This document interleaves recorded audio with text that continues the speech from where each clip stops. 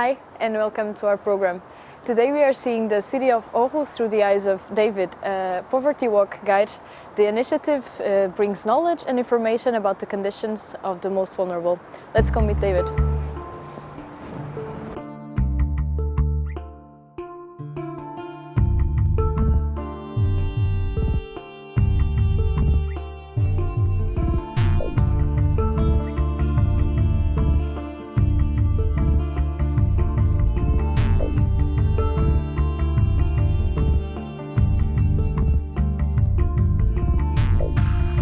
My name's David and I'm going to be your guide for the next couple of hours. Now I don't know why you're here, but I'm going to tell you why I am. I am here to give you an insight and perspective into a lifestyle that you probably have zero experience of. Right? And if you have any information about it, it would probably come from people who don't actually live the life themselves, which means your knowledge about it is going to be flawed. My job is to give you a certain amount of insight and perspective so you have a more rounded viewpoint. You have a more knowledge on which to make your opinion. Right? What that opinion is of a complete irrelevance to me. I don't care what you think, I care that you do think, and my job is to give you something to think about. To help me with that, it's useful if you interact with me, i.e. ask questions. Right? So you get to know what you need to know in order to make your decision, right? So if you have a question, ask me. Do not, and I repeat this, do not feel that it may in some way be embarrassing or too personal. I am way past any feelings of any guilt, shame or embarrassment about the way that I live, right? Got rid of that years ago.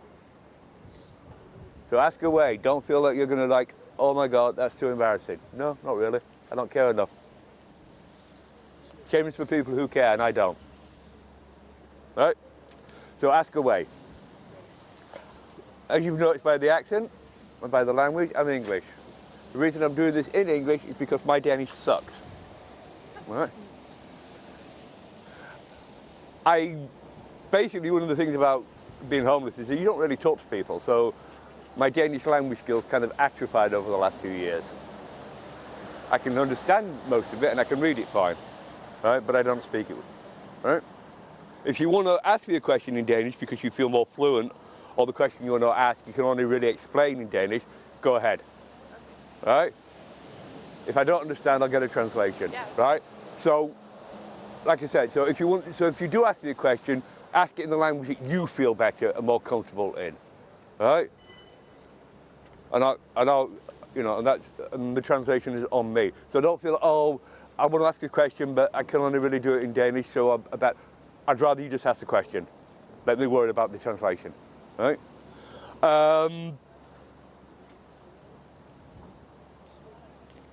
Who are you?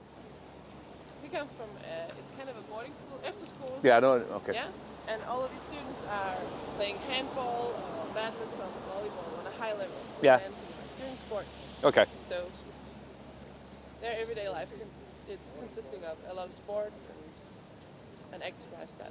Okay. The reason I ask is because it helps me in doing this.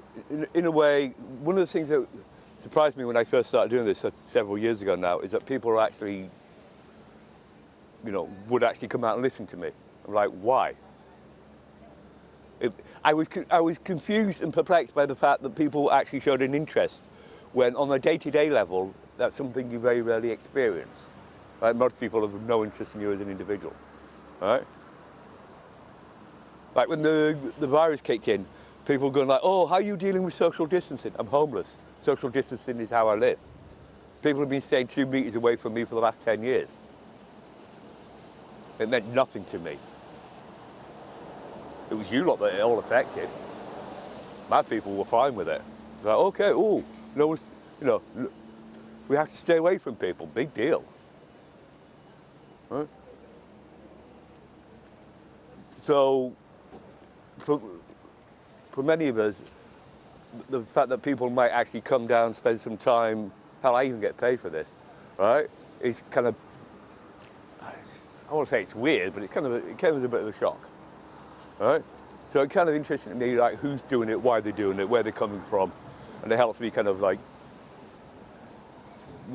give you. Some people I will be more specific in certain areas. You guys, I'll give you more of a kind of a general overview. I mean, you're unlikely to end up out here, but unlikely. You all have friends, hopes, ambitions, dreams, plans for the future. So did we. I'm assuming that none of you have been homeless or know anyone that is homeless. That's true of me as well.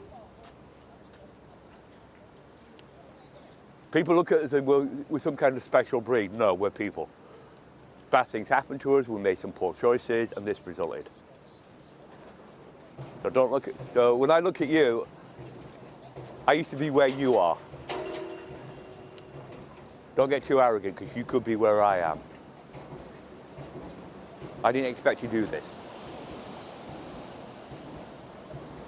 No one expected you to do this. So be too careful. So if you learn anything at the end of this, is to be maybe a little less arrogant that that will never happen to me. All right? I used to think I thought the same about prison once. That would never happen to me. I spent 5 years there. When I was not that much older than you are now. Bad things happen to people, and they sometimes happen to the smartest and the most intelligent of us. Be careful about how arrogant you get. You will suffer some knockback on it.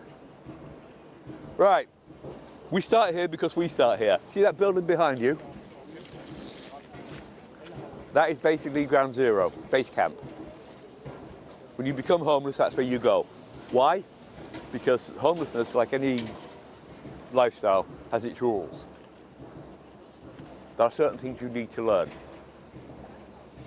You have the laws and the rules of the society, but you also have the laws and the rules of the culture. Right, when I went to prison had its rules, convicts had theirs.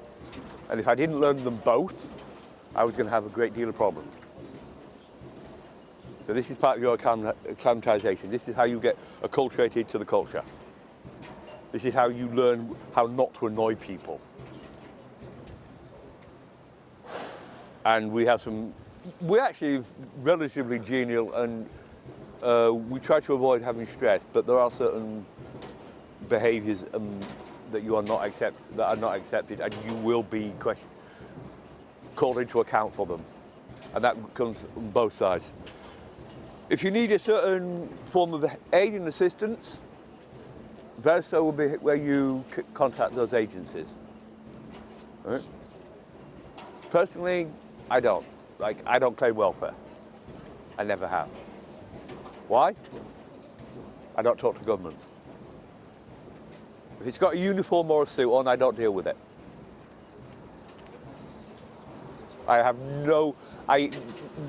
When I became homeless just over 10 years ago now, I decided that there was no way I was having anything to do with the state. Wasn't going to do it. And I managed to avoid that to a great part. Obviously, there are some agencies which you have no choice over. For example, I have to deal with immigration. Right? Immigration doesn't care whether I want to deal with them or not. I have to deal with them. Which is one of the reasons why I got some help from the people at the Veristo. Because I don't deal with bureaucrats. Right? Which is why, and it was a mega pain in the neck, but I eventually got my permanent residency. Not citizenship. They won't give me that because I've got a criminal record. You can't claim citizenship in this country if you've got a criminal record, but you can claim permanent residency. Right? But you have to jump through some serious hoops to get it. Right? And unfortunately, my application for residency came up during Brexit. Right? Poor timing on my part, to be honest. So you do have to deal with the state on some level, but for the most part, I try to avoid it. There are certain agencies dealing with addiction, abuse. There are certain agencies which will focus on particular social or ethnic groups. If you are, say, an African refugee, you're going to be dealing with different issues than, say, some white guy who's an alcoholic.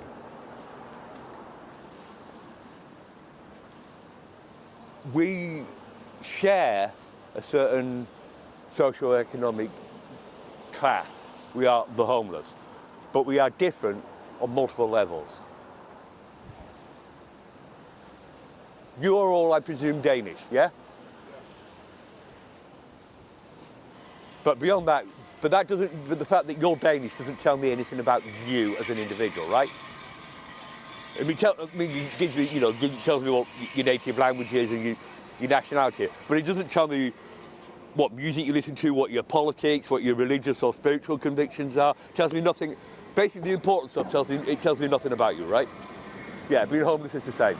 It tells you nothing about me. All it tells you about me is that I have a particular socio-economic status, right? You can, by the fact that the people refer to me as homeless, you can pretty much be certain that I don't have a permanent address, right? I don't own property, but that tells you nothing else about me, right? Which is why you need, when you're dealing with us, a multi-agency, multivariate approach, because all of us are coming into this with some commonality, but so many differences that there's like, I'm not the same as Betty, or the same as Kel, or the same as John and the other guides for today. Their histories are very different from mine. I have certain similarities, right? There's certain experiences that we share, but at the end of the day, it's like, it really only takes you that far. And that is what we do down here. We need to find out who you are, what's your particular situation, and who are the best people to deal with you. Right? So that we have a more chance of succeeding with you on some level. Right?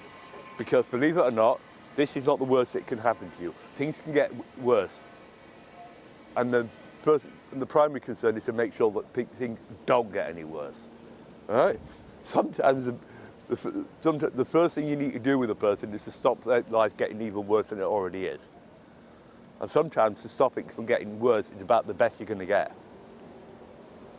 Right? Not everyone makes it out. People die out here. I've lost more people to the streets than I did to COVID. Right? These streets will kill you. Right? And sometimes there's nothing you can do about it. That's one of the problems you end up out here. Sometimes you might have trashed your life so bad that the chances of you actually turning it around are pretty much zero. There are many of us out here just waiting around to die. And that's the best we're going to get. So, Beresford, we start here because we start here to get in touch with those agencies and those individuals that can help us if we can be helped. Any questions before we move on? I think we have to stand as close to you as possible with the wind and everything, yeah, so we're able to actually hear all. Yeah, you pretty much, and because of the traffic, this is something you have to realize, is like, you know, I have to communicate by basically shouting, and because we literally live on the streets, right? I have to deal with the traffic, deal with the noise. These are things that I sometimes even forget because I'm so used. I'm so used to them. Så hvis I ikke kan høre, hvad han siger, så er det jeres opgave at gå tæt på, så I kan. Yeah. So get closer. Or you can ask me to repeat. I don't mind. I'm not going to take it. I'm not going to take it personally if you go like, dude, I didn't hear that. Can you repeat it? Right? Right? I'm not going to take that personally. I understand. Right? I mean, you've all got like hats and gloves on. I'm like, I don't even feel it anymore. Right? Any questions? No, follow me, we're going over there.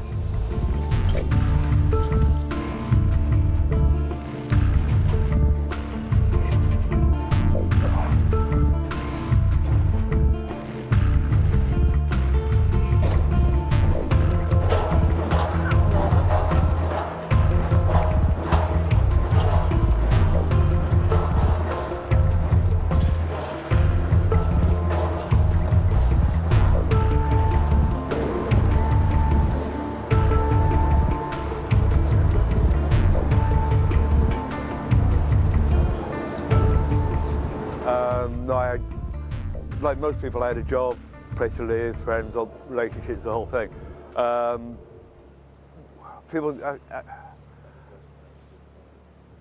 series of events happened, which individually I could have dealt with, but they happened cumulatively, basically in a very short period of time. And I just basically stepped away. Like, I lost my job. Between the financial crisis and automation, my job was taken from me, and then I couldn't get it back. It's basically, oh, we don't need you anymore, and then we're going to replace you with a robot, right? So my mother died, the only member of my family still talking to me. Friendships, relationships broke up. It's basically accumulation of personal disasters. It became too much for me. But I decided to stay in Denmark because if I went back to England, the only people that I knew in England were basically convicts. I would have ended up going back to jail. And I didn't really want to go back to prison. Kind of sucked, to be honest. I didn't really care for prison. And I sure as hell didn't want to go back. I actually Googled a friend of mine. Because I'm, like, okay, I wonder what happened to so-and-so. 25 years. He's serving 25 years. Yeah, if I'd been back in England, I would have probably served it with him. People say to me like, oh, the streets, it must be really hard. Beats the hell out of an English prison. And for many of us, that's actually the choice. People say, oh, you chose this. Yeah, from a very short list of some very bad choices, options. All right? It might be hard for you to understand now, but for many of us, these streets are probably the best thing that could happen to us. Because it means that we're not dead yet, but we're not in jail either. All right? I spent half my 20s in prison. Look forward, I'm going to give you a little thought experiment. What do you expect to do in the next 5 years? Think about the things you expect to do or hope to do. The places you expect or hope to go to. Think of that, then swap it for staying in your room for the next 5 years.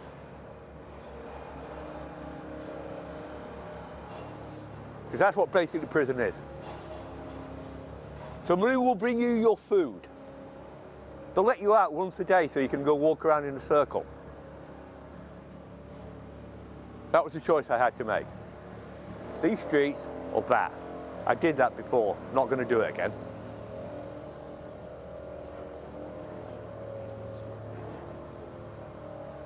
But like prison, your life on the streets it can become a little intense, and you become really intense about it, in the sense that you really don't like people messing with it. You see that bridge? And before these buildings were created, there was a community of us, right, camped out. Not particularly attractive group, to be honest.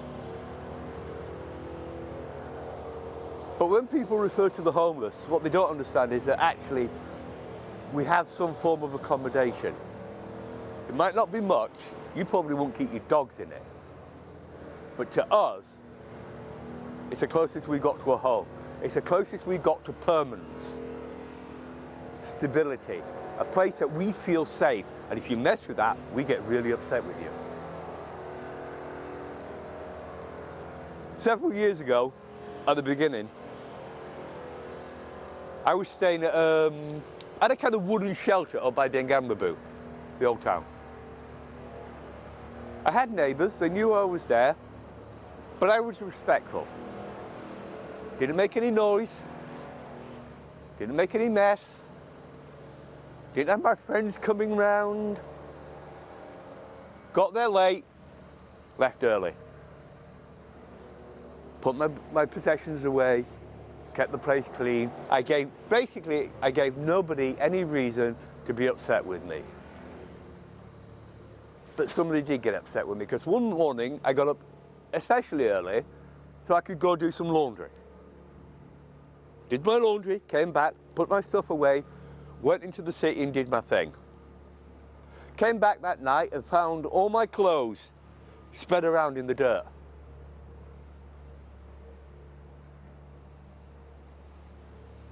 Somebody obviously doesn't like me.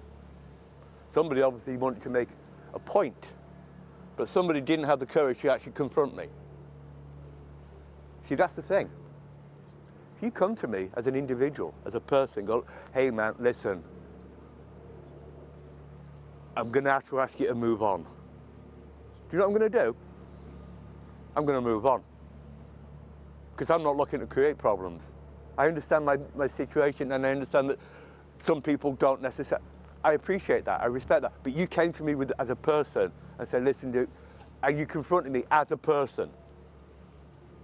You trashed my clothes behind my back? Oh, brother, you have got no chance. And if I catch you doing it, I'm going to hurt you. A couple of years ago, there was a guy living in a forest on the coast. And some people from the local village found out about this. And they didn't want someone living in their forest. What's this guy doing living in our forest? What he was doing was getting his head together. Because what he was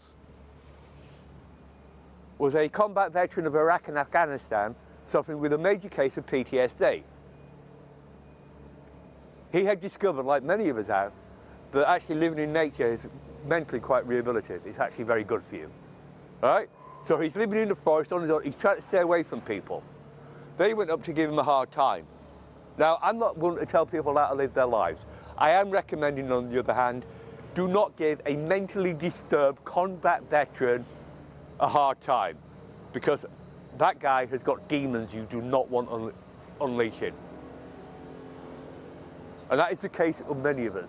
Many of us are dealing with a level of trauma and abuse, both committed to and committed by, that you can't even begin to imagine. Many of us are dealing with a great deal of resentment, anger, guilt, grief. And sometimes we're not dealing with it particularly, which is one of the reasons why sometimes we don't look particularly attractive on the streets. It's a self-defense mechanism to stop you from messing with us. But sometimes you will insist on doing that, which is one of the reasons why I don't have any teeth left. It's also one of the reasons I have steel caps in my boot, in my shoes. I'm trying to get through my day with relatively little stress to myself and to others. I have no interest in causing you people problems. I have absolutely even less interest in having problems caused by you. I really do not want to go to prison. But I also really don't want to be backing off from you lot either. But I won't be a coward. And I will not demean myself by backing off if you get in my face. I will hurt you. I don't want to go back, but I will if I have to. If I consider the cost worth paying, I'll do it, and many of us will. I don't like it. I don't like any of it, but it's part of the life. And the thing is, I don't talk to cops. We'll get to that later, but I'll tell you now, I'm not going to report an assault to the police. You can. They'll listen to you. So I basically have to, you know, when it comes to my own personal my own personal integrity, I have to make my own decisions. Right? I don't get to, I walk into the police and say, oh, I've just been beaten up. They're like, not my problem. So I got to do two things. I got to either accept it or do something about it myself. I'm not as quick as I used to be. I'm not as strong as I used to be. But that's not a risk you should take. So when you see us camped out, when you see us living in what looks like a temporary shelter under a bush somewhere in the park, you see us sleeping on the park bench. Yes, I understand that it doesn't look attractive, right? And if you get any abuse from that person, you have an absolute right to make a complaint, right? But if you're not, I would recommend that you leave them alone.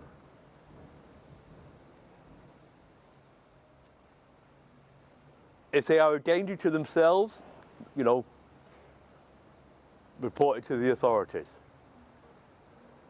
If they're a danger, you know,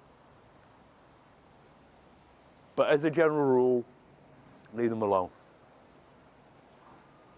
Be very cautious about interjecting yourself into somebody else's life and you really don't know enough about them or their personal situation. You could be creating more problems than you're going to solve. Sometimes the only thing you can do is just walk away from it. All right? Not necessarily a fun thing, but sorry. Some people's lives are way too complex for you to be interfering in them. That was it for this program, but stay tuned for the next one. In the meantime, don't forget to check our Facebook page, BURT, for updates on our schedules and programs. See you soon.